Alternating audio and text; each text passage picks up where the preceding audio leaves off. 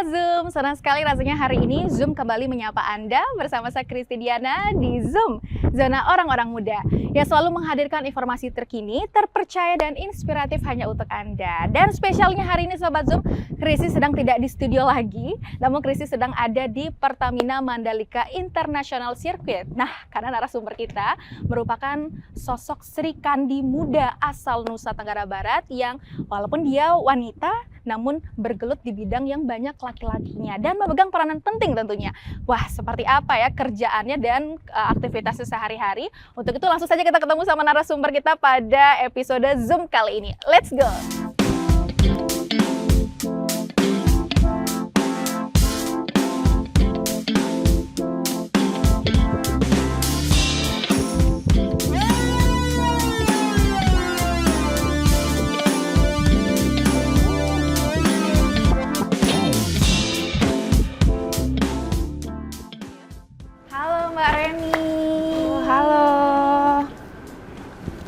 Mbak Reni, aku Kristi. Apa kabar? Baik, alhamdulillah. Oh, lagi apa nih Mbak Reni? Kayaknya sibuk banget nih dari tadi. Iya, ini lagi persiapan buat Nataru, sekalian ngecek-ngecek juga kondisi-kondisi mobil-mobil impor yang ada di sirkuit, apakah udah sesuai sama tempat, jumlah, dan di garasi mananya gitu. Oke, ini di tengah kesibukannya Mbak Reni sekarang, Kristi boleh ganggu-ganggu kayaknya? Boleh. Tanya-tanya. Dan ini dia nih, Sobat Zoom, yang tadi sudah Kristi janjikan di awal, kalau sebenarnya narasumber kita pada Zoom kali ini adalah Mbak Reni, salah satu orang dari tim logistik yang ada di MGPA. Nah ini nih sosoknya, kita mau kenalan dulu, boleh kenalan dan menyapa Sobat Zoom yang ada di rumah nggak Mbak Reni? Halo Sobat Zoom, perkenalkan saya Reni, logistik di MGPA. Jadi kegiatan sehari-harinya memang mengurus importasi dan ekspor barang-barang yang berkaitan dengan event-event yang ada di Mandalika ini. Oke, itu ya kalau misalnya untuk foksi kerjanya itu ngurusin segala barang-barang yang datang gitu ya. Apalagi pas ada event-event seperti MotoGP yang kayak gitu ya Mbak Reni. Tapi kita boleh tahu nggak sih Mbak Reni, mungkin diceritakan awal mula bisa akhirnya bergelut di bidang ini itu seperti apa tuh perjalanannya? Ya, awalnya sih pertama-tama saya ikut Mandalika Track Walk, yang mana Mandalika Track Walk ini bergerak di bidang kayak experience gitu. Kalau sekarang namanya Lampa. Kalau dulu tahun 2022 pada saat awal saya gabung itu Mandalika Track Walk namanya. Kemudian saya ditarik ke Human Capital dan General Affair. Kemudian rotasi lagi, manajemen mempercayakan saya untuk berada di logistik ini untuk menghandle importasi dan eksportasi barang. Itu dari tahun 2022 ya. Betul. Itu boleh tahu nggak sih kenapa Mbak Reni tertarik untuk, kalau kita lihat kan dunia balap itu biasanya identik dengan laki-laki nih. Betul. Nah Mbak Reni sendiri kan seorang wanita, itu biasanya kepikiran nggak sih kenapa mau bergabung gitu di dunia laki-laki gitu tuh, mayoritasnya laki-laki? Lebih challenging sih Mbak, kebetulan saya juga suka sama pekerjaan yang sedikit challenging ya. Nah awalnya sih emang rada-rada takut ya, karena wah sendiri nih cewek kerjanya sama cowok-cowok semua gitu. Cuman ya alhamdulillah ya makin kesini jadi kayak rasa takut sama rasa deg-degannya udah melebur sih. Jadi karena budaya kita juga yang memang harus deket ya sama orang-orangnya, saling rangkul gitu. Jadi ya enjoy aja kerjanya. Tapi pasti tentunya dengan ceritanya Mbak Reni yang akhirnya sekarang sudah menjadi di tim logistik yang ada di MGP ini, kita pengen tahu juga background yang Mbak Reni sebelumnya, entah dari pendidikan atau pekerjaan sebelumnya yang ternyata ada relevannya nih sama tupoksinya Mbak Reni di pekerjaan yang sekarang. Sebenarnya nggak ada yang nyambung sih ya Mbak. Jadi saya dulu kuliahnya manajemen SDM. Kemudian sebelumnya juga kerjanya di Bank Mandiri. Nah dari bank tiba-tiba langsung ke dunia motorsport kan ya, itu memang bener-bener dari awal banget, belajar banget dari awal. Jadi ya udah, tapi karena tuntutan jadi learning by doing, dan kita memang harus dituntut untuk ya cepat bisa berbaur dan mengerti dunia motorsport sih. Dari bank sampai akhirnya ke dunia MotoGP atau dunia balap-balap itu tuh ada nggak sih yang wah ternyata perbedaannya itu sangat-sangat kelihatan banget, tapi ternyata ilmu yang ada didapatkan di pekerjaan sebelumnya juga ternyata kepake juga nih di sini gitu. Kalau sekilas memang terlihat berbeda ya, cuman kalau dari segi tata dokumen itu sangat-sangat mirip sih, dan juga berguna banget. Yang dulunya karena di bank itu dokumennya harus detail, kemudian sekarang ke sirkuit ya masih bisa dipakai lah ya untuk dokumen-dokumen, detail-detail dokumennya itu bagaimana, masih ada mirip-miripnya juga sih. Oke. Terus Mbak Reni, aku kepo juga nih, dulu pertama kali waktu tergabung di MGPA ini sendiri, apa nih yang paling tantangan begitu dirasakan? Tadi kata Mbak Reni kan awal-awal juga pasti ada rasa takut-takutnya, itu yang dialamin sendiri di lapangan tuh apa yang Mbak Reni rasakan? Pas gabung ya, pas gabung pertama tentunya banyak apa sih ya namanya, banyak orang yang pengen gabung ya di sini, terus jadi kayak semua orang nih berlomba-lomba pengen banget masuk ke sirkuit Mandalika gitu ya, bekerja di sini gitu. Tapi ya karena manajemen sekali lagi percaya sama saya untuk masuk di bidang logistik ini, ya jadinya syukurlah. Cuman tantangan-tantangan pada saat bekerja tentunya sangat banyak ya Mbak. Jadi semisal barang itu amit-amit terlambat datang gitu ya karena force major, itu yang benar-benar menjadi tantangan banget buat saya sendiri, gimana caranya barang itu harus tiba tepat waktu dan juga dalam kondisi yang masih bagus gitu, tidak ada cacat atau rusak sedikit pun.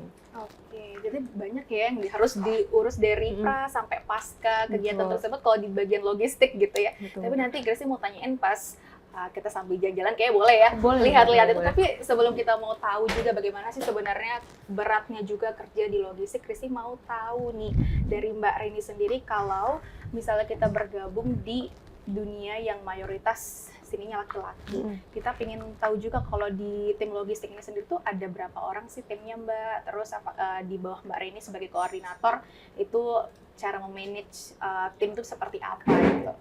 Ya. Kebetulan sekarang di logistik ini kita masih baru 2 orang aja Mbak.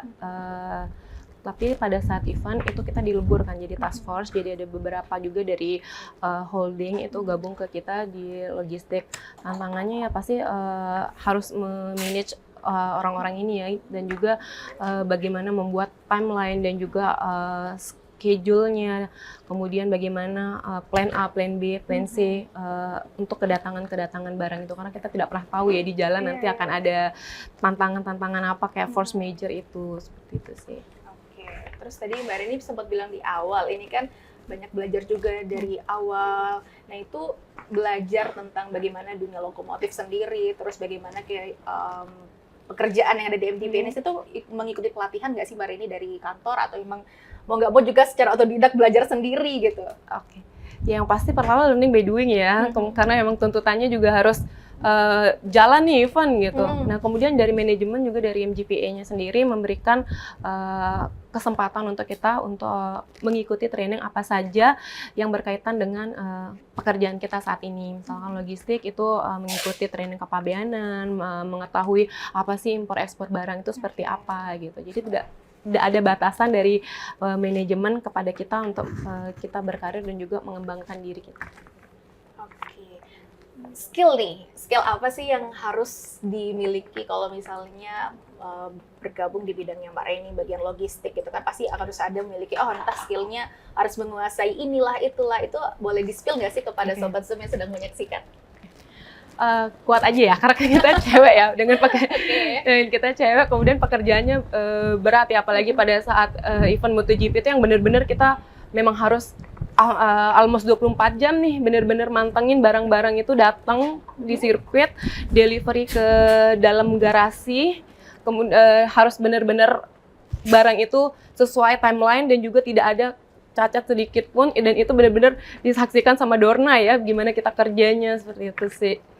Harus kuat. Harus kuat ya, apalagi sebagai cewek tangguh gitu ya, nggak boleh kalah sama laki-laki gitu. Nanti kita bakal tanya juga lebih lanjut bagaimana sih sebenarnya dari persiapan logistik sebelum misalnya acara dimulai, sampai nanti ternyata kelar acara tim logistik ini masih bekerja gitu ya. Nanti kita akan bahas setelah jeda pariwara berikut ini, jadi jangan kemana-mana, tetap di Zoom, Zona Orang-Orang Muda.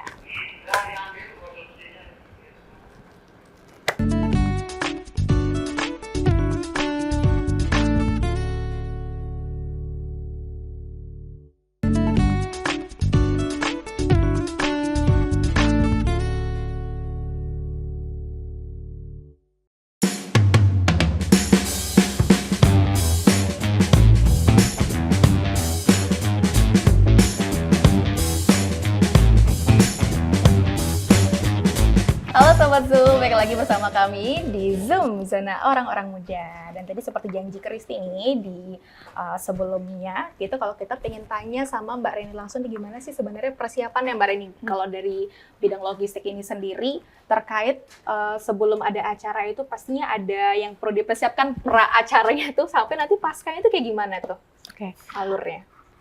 Untuk logistik sendiri di awalnya tuh kita perlu mematangkan dulu jadwal kedatangan dari Dorna, kemudian mereka itu importasi melakukan dokumen-dokumen apa, karena kan harus ada mempersiapkan dokumen-dokumen impornya. Kemudian kita berkoordinasi dengan stakeholder terkait, yang mana di sini ada administrator KEK selaku yang bertanggung jawab untuk kawasan ekonomi khusus, kemudian ada pengawas dari Bea dan Cukai. Kita berkoordinasi terkait dengan kedatangan barang dan juga dokumen-dokumen mereka, dokumen-dokumen importasinya. Kemudian datang ke bandara untuk yang air freight-nya, kemudian kita pick up barang-barang tersebut, kemudian kita bawa ke sini ke sirkuit, dijajarin di pit lane, kemudian diperiksa oleh Bea dan Cukai, masuk ke dalam garasi. Oke, jadi itu ibaratnya sebelum acara itu berlangsung nih logistik sudah start duluan ya. Betul, untuk mempersiapkan itu. Berarti ini pemantauan dari timnya Mbak Reni sendiri. Oh, kalau misalnya ada yang tidak terlewatkan itu berarti harus di follow up lagi gitu ya? Betul. Jadi kedatangannya ini barang MotoGP terutama banyak banget ya Mbak. Ada yang dari air freight, kemudian ada yang dari sea freight. Nah, untuk yang di sea freight sendiri itu 2 minggu paling telat tuh barangnya sudah ada di sini. Kemudian yang di air freight itu 3 atau 4 hari barangnya sudah harus ada di sini. Itu challenging banget sih, harus mengurus 2 gitu. Jadi posisinya air freight ada di pit lane, kemudian yang sea freight ada di pedok belakang. Jadi memang benar-benar harus memastikan depan dan belakang nih untuk barang-barangnya sendiri gitu. Kemudian nanti pada saat after MotoGP juga mereka harus berkemas. Kemudian kita juga tetap lagi untuk melakukan dokumen-dokumen, periksa-periksa dokumen importasinya kan Mbak, untuk diekspor balik itu harus ada dokumen-dokumennya juga, kemudian kecocokan antara dokumen dan juga barang-barang itu sendiri. Ya, berarti ini juga tetap ada koordinasi dengan stakeholder lainnya. Betul. Gitu ya, dipantu sama Dorna langsung, tapi di sini juga pastinya berkoordinasi dengan Bea Cukai, dengan pihak bandara. Betul. Gimana koordinasinya sejauh ini Mbak? Kalau untuk dengan pihak-pihak terkait stakeholder itu memang kita melakukan rutin melakukan agenda meeting itu sebulan sebelumnya. Itu sudah berkoordinasi dengan beberapa pihak seperti Polda juga.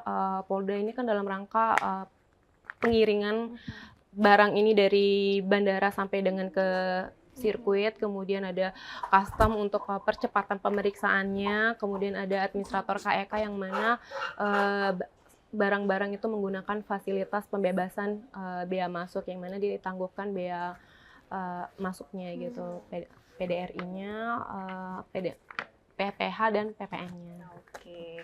Nah, Mbak Reni nih selama 4 tahun sudah bergelut di bidang logistik, mengurusi skala bagaimana acara-acara dari MGP ini sendiri tentang dunia balap. Pernah nggak sih mengalami, oh ternyata ada komplain nih, ternyata barang yang datang tuh ada mengalami kerusakan, kecacatan, yang kayak gitu tuh pernah nggak sih punya momen-momen buruk seperti itu gitu? Untuk ini pernah terjadi di tahun lalu, yang mana ada beberapa barang mereka mengklaim itu tidak sesuai. Padahal di mana kita dari baru datang bandara itu sudah ada berita acara serah terimanya di kargo. Kemudian sudah ada CCTV, semuanya sudah lengkap nih dari dokumen pendukung kita. Bahwa kita bilang ini ternyata sesuai kok, cuman dari merekanya mengatakan itu tidak sesuai. Akhirnya dari mereka minta dibuatkan surat kehilangan waktu itu terkait dokumennya. Seperti itu sih, akhirnya ya udah solve juga problemnya akhirnya gitu. Nah, itu challenging banget dan itu benar-benar buat semua orang deg-degan ya di sirkuit, karena mereka harus ada next race di negara selanjutnya kan saat itu. Berarti motor-motor para pembalap tuh itu di bawah di handle langsung sama Mbak Reni ya gitu tuh. Benar-benar kita biasanya, tapi yang paling riskan kalau misalnya terjadi kayak hal-hal yang kita tidak inginkan itu biasanya pada saat prosesnya seperti apa sih itu? Apakah pada saat misalnya proses pengiriman sini atau mungkin cara packagingnya atau gimana itu yang paling krusial untuk misalnya terjadi kayak hal-hal yang kita tidak inginkan? Mungkin ini pada saat barang air freight yang dimana mereka pakai PMC kan. PMC-nya itu bertumpuknya banyak banget kan Mbak, sampai ke atas gitu. Nah terus challenging dari kitanya tuh untuk nurunin barang-barang itu nih, pakai forklift ngangkatnya satu-satu barangnya turun ke bawah masuk ke dalam garasi gitu sih. Dari sisi mereka packagingnya memang benar-benar tumpukannya tinggi banget kan, jadi mereka harus ambil pakai forklift nurunin satu-satu gitu. Tapi alhamdulillah so far tidak ada komplainan yang mana barang itu rusak atau hilang atau apapun. Sampai dengan saat ini aman-aman aja. Dan tahun 2025 ini bahkan Dorna mengapresiasi kerja kita bahwa tahun ini improve-nya sangat-sangat bagus banget, dan mereka tuh puas gitu dengan kinerja. Berarti keren banget ya, Nusa Tenggara Barat ini bisa dipercaya juga nih sama Dorna ya, karena ternyata manajemennya semakin bagus semakin tahun gitu ya.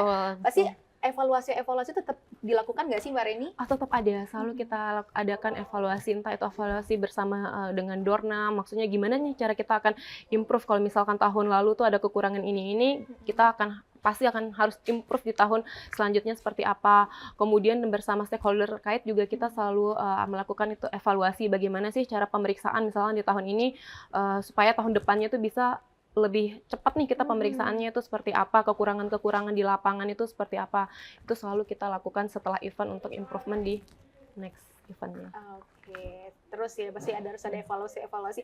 By the way, dari tadi kita jalan-jalan melihat mobil sini, ini sebenarnya ruangan apa nih Mbak Reni? Ini ruangan apa? Ini garasi yang mana digunakan oleh tim motorsport tuh ada Agia namanya, Agia Ride and Ride. Jadi kita bisa menyewa Agia itu untuk kita setir sendiri atau bahkan kita disetirin gitu. Tuh experience-nya ngebut di dalam sirkuit Mandalika. Siapa tahu nih kawan-kawan mau nyobain nih. Oke, bisa langsung berkunjung ya tentunya di sirkuit Pertamina Mandalika International Circuit gitu ya. Ini luar biasa banget. Ada kejenuhan nggak sih yang Mbak Rini rasakan kalau misalnya, apalagi selama ini udah yang awalnya kita belajar dari awal ya di dunia balap ini, terus juga ya kita ketemunya sama rekan-rekan kita yang mau nggak mau kita jadi ikutan maco gitu. Ada ketemu kejenuhan kayak gitu? Belum ada sih kejenuhannya sampai sekarang ya, makan malah lebih seneng-seneng aja karena banyak event-event baru nih yang masuk ke sini. Jadi kayak belajar lagi dengan orang-orang baru, ketemu orang-orang baru dengan masing-masing challenge-nya ya. Misalkan event ini pasti berbeda dengan event yang lainnya gitu. Cuman jadi makin seru nih, makin terpampang dan bersemangat kita bekerja. Bersemangat ya. Tapi kita juga pengen tahu nih bagaimana tips dan trik juga kalau misalnya teman-teman buat yang cewek juga nih, oh ternyata mau bergelut di bidang sport laki-laki seperti ini juga, dan juga nanti kita pengen dengarkan mimpinya Mbak Reni yang pengen dicapai apa. Tapi nanti setelah jeda pariwara berikut ini, jadi jangan kemana-mana, Sobat Zoom tetap di Zoom, Zona Orang-Orang Muda.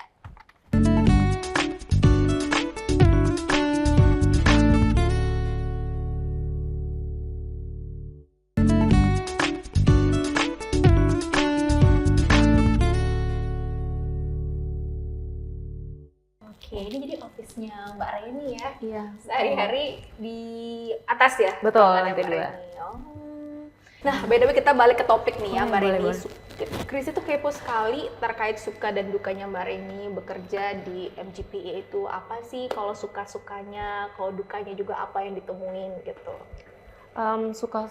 Sukanya sih lebih banyak ketemu orang-orang baru ya, jadi nambah relasi juga, terus kayak bertukar pikiran gitu, jadi menambah wawasan juga. Kemudian ketemu orang baru setiap event yang pastinya di setiap negara mereka punya regulasi tentang ekspor impor itu berbeda-beda ya, jadi nambah wawasan juga untuk kita di sini gitu.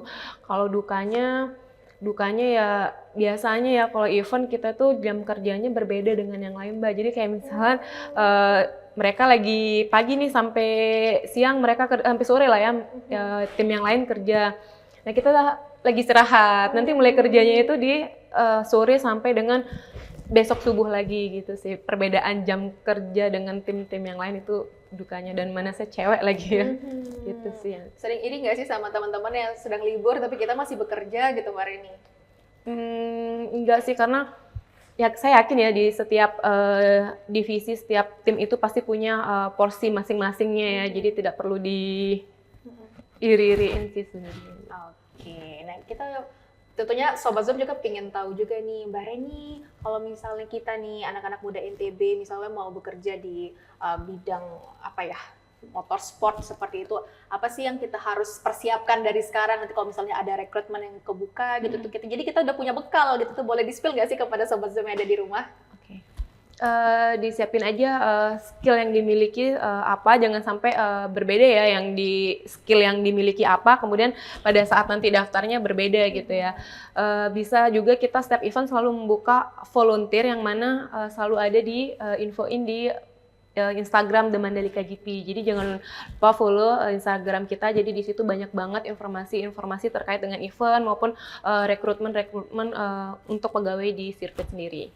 Oke, tuh jangan lupa pantengin ya. Jadi di media sosial tetap diupdate ya kalau misalnya membutuhkan volunteer. Apalagi kalau ada event-event yang kayak kemarin misalnya MotoGP, WSBK, dan lain-lain itu pasti bakal dibutuhkan dan diprioritaskan anak-anak daerah ya. Betul sekali, betul. Sangat kita prioritaskan terutama warga sekitar sini ya, karena membantu mereka juga kan untuk menciptakan lapangan pekerjaan bagi mereka, memberikan kesempatan mereka untuk berkarir juga di MGPA dan di sirkuit ini, sama-sama memajukan sirkuit ya. Oke, jadi jangan berkecil hati, kita untuk warga Nusa Tenggara Barat pasti diprioritaskan kalau misalnya ada volunteer, apalagi volunteer itu dibuka kadang langsung banyak gitu ya, ribuan volunteer yang dibuka, jadi jangan sampai melewatkan kesempatan itu.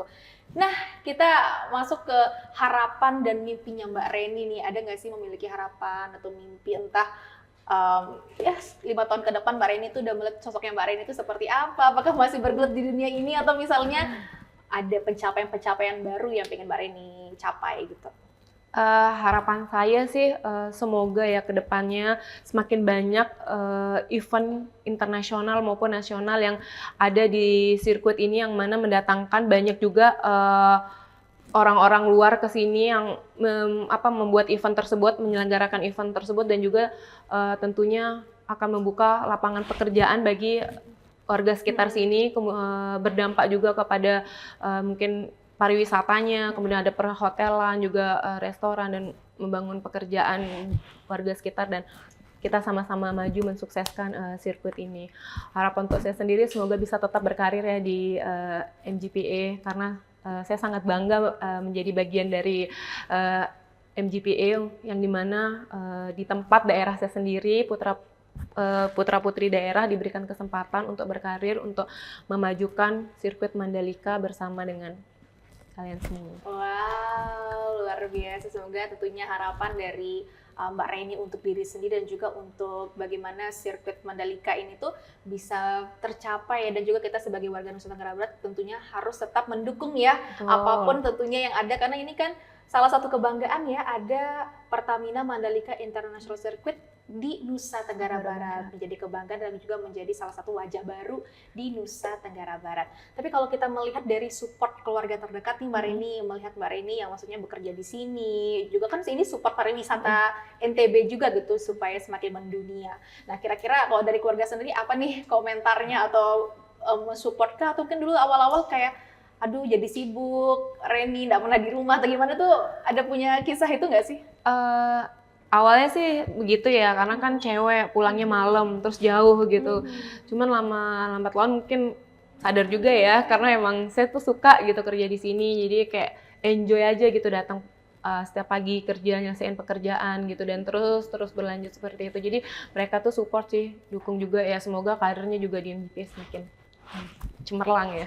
Amin. Ya kita nggak tahu ya sekarang, kalau sekarang Mbak Reni posisinya sebagai di tim logistik, kemarin juga waktu MotoGP dipercaya menjadi koordinator logistik ya, berarti itu kan salah satu jabatan yang cukup penting dan tinggi juga gitu ya. Nanti ke depannya siapa tahu 2 tahun 3 tahun ke depan kan lebih tinggi lagi gitu ya. Amin. Kita bangga karena Mbak Reni ini kan asli Nusa Tenggara Barat ya. Akhirnya bagaimana orang Nusa Tenggara Barat, warga Nusa Tenggara Barat ini berkarya dan juga mengabdi itu dirinya sendiri untuk kemajuan Nusa Tenggara Barat. Terakhir Mbak Reni, pesan-pesan untuk anak-anak muda Sobat Zoom supaya semakin tentunya kreatif, tentunya semakin bersemangat sebagai anak muda bisa berkarya untuk Nusa Tenggara Barat. Silahkan Mbak Reni.